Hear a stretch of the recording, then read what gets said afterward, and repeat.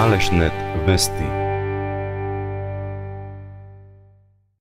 Започна постапката за брендирање на општините од Истокот. Брендирањето се подразбира како нова фаза во природот на општината кон клиентите, да не бидеме стрсени само кон граѓаните со нудење на сервиси за граѓаните, за нашите услуги од општината, туку комплетно нудење на општината и на градот со сиот потенцијал. Комплетно нов период во кој туризмот ќе биде алатка за правење на пари, не само во општината и за општината, туку и за фирмите и за бизнес секторот.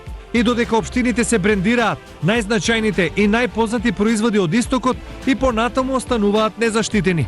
Виничкиот мед, блатечкиот граф, беровскиот компир, малешевското сирење и модра слива се само некои од производите кои регионот може и треба да ги заштити. Постапката за тоа и не е така комплицирана, па ни скапа.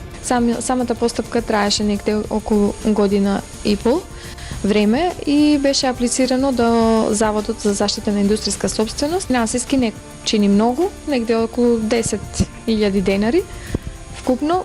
Но и покрај ова, брендирањето во регионот оди тешко. Причина за тоа меѓу другото е и ривалството меѓу општините, односно прашањето дали сирењето да биде беровско, пехчевско или малешевско. Станува збор за производи што ги имаме сите општини и би требало да имаме малку заеднички став за тоа, затоа што многу често станува злоупотреба на нашите производи, па се продаваат сирење од било каде, па водат како малешевско сирење, малешевска слива и малешевско јагне и така натаму.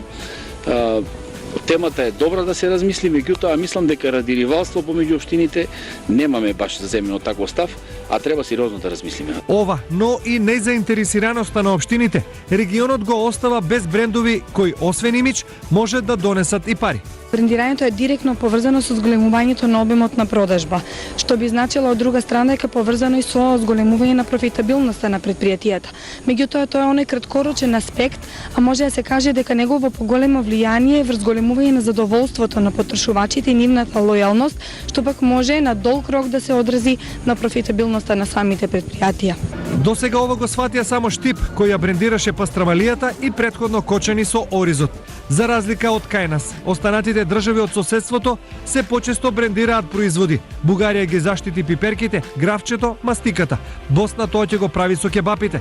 За сите нив брендот се поистуватува со идентитет.